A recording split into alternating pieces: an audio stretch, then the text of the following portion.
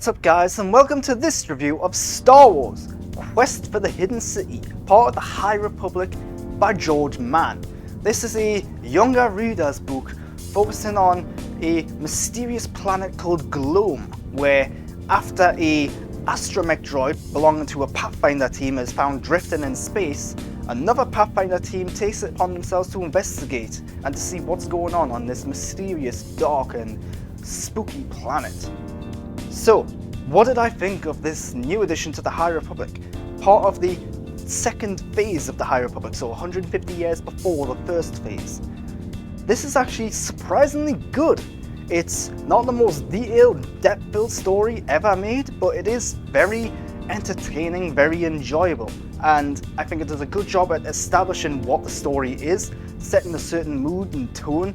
It's very reminiscent of like Alien or Prometheus early on, in that you've got these characters who are investigating this mystery. They arrive on this strange planet. There's some spooky, uneasy things going on. There's a bit of tension there. There's a bit of mystery there. And I think it does a really good job of establishing this weird, like, uneasy, unsettling mood. You know something's off. You just don't know what. And you're waiting for it to hit you in the face.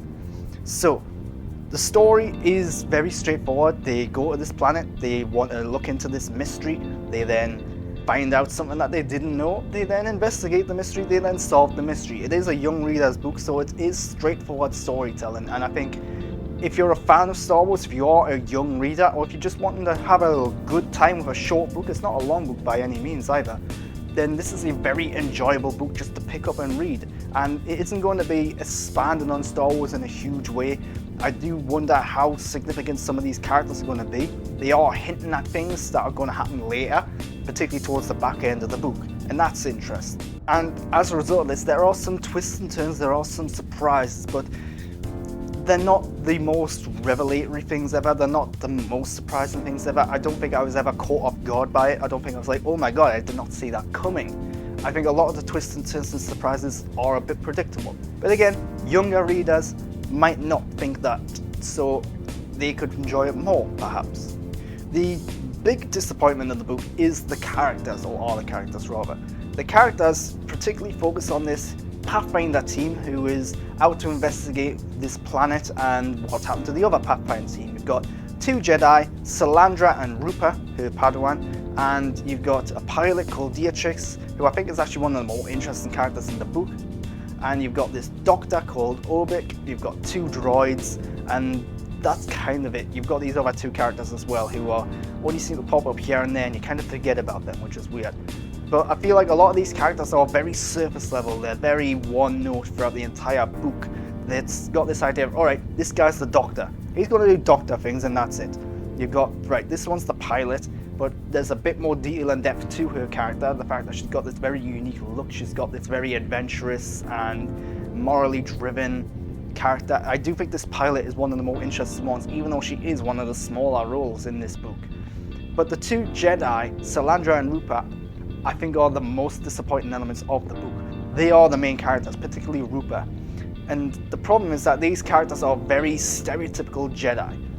You know what you want from a Jedi. You know what to expect from a Jedi. That's what these characters are. You've got the Master who is loving and caring towards the Padawan, trying to teach them, trying to guide them. You've got Rupa, the Padawan, who is concerned and eager and wants to do good and wants to do right. They're very goody two-shoes characters, and we don't find out a lot about them. We don't find out a lot about any of the characters in the book, and that is disappointing. But the characters are likable enough on the surface that it is enjoyable, despite their flaws, despite the flaws of the book not giving us a lot about them.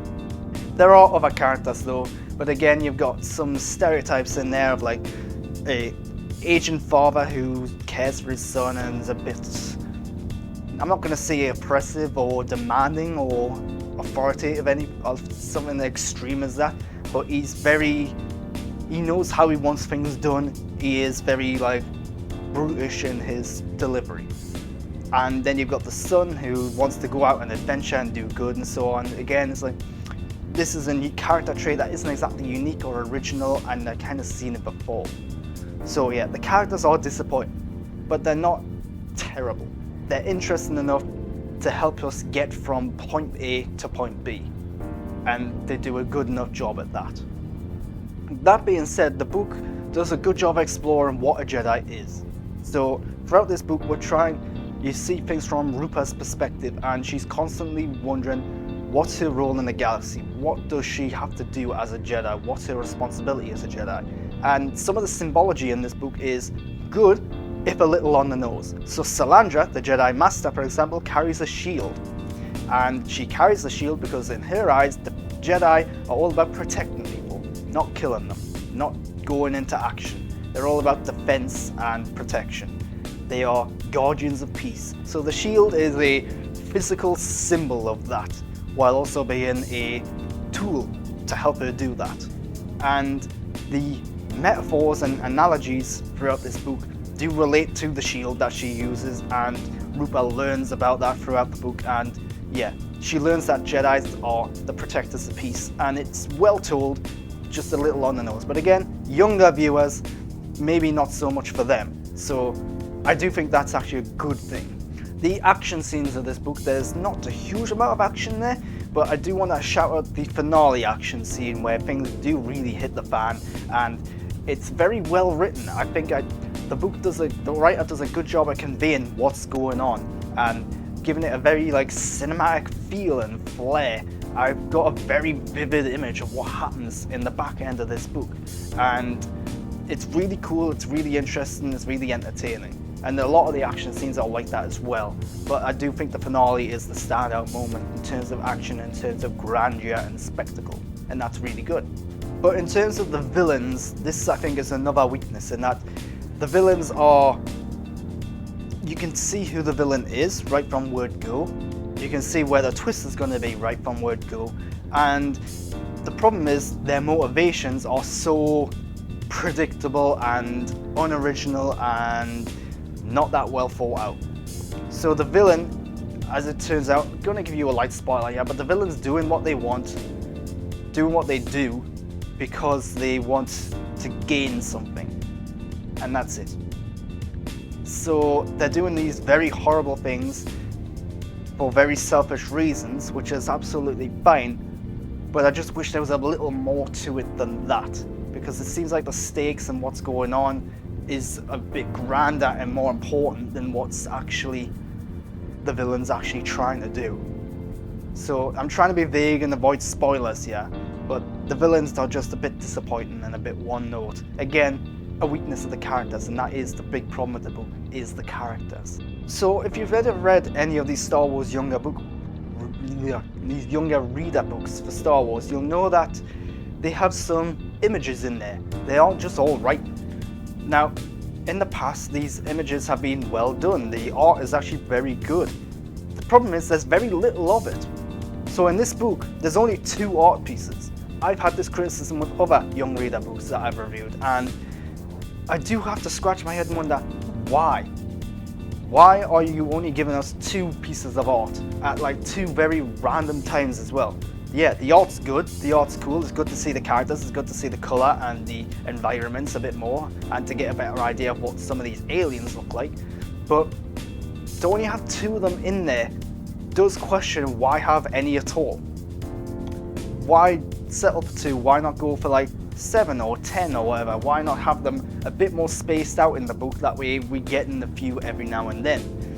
So one of the things that just keeps coming to my mind is that maybe it's just a way of them getting this book out there at a higher cost so they can actually get some money from it. I don't know. It feels like if you're putting art in the book, it's going to make the book more expensive. So yeah, I feel like the art in the book, while good, is totally unnecessary and totally underutilized, and just doesn't feel like it has a very good point of being there. If there was more art in there, it would make a lot more sense. And I think you would be getting a lot more value for your money.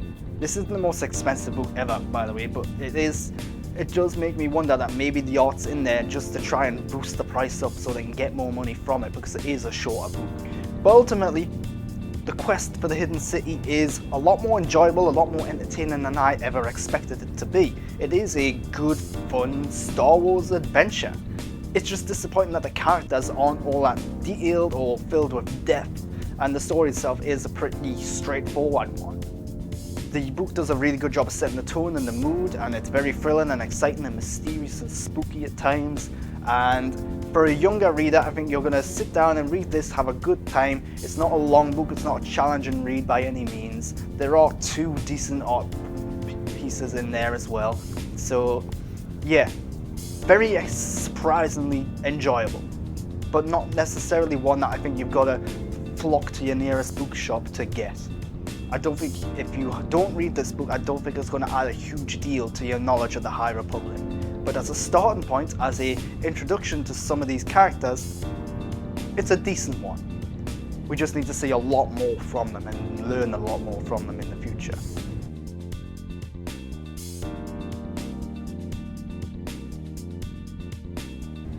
If you've liked this review, subscribe to my channel, why not? And follow me on Twitter and Instagram at _GrantBurton, and now also on Hive at just Grant Burton. So why not follow me there as well? And of course, until next time, thanks for watching.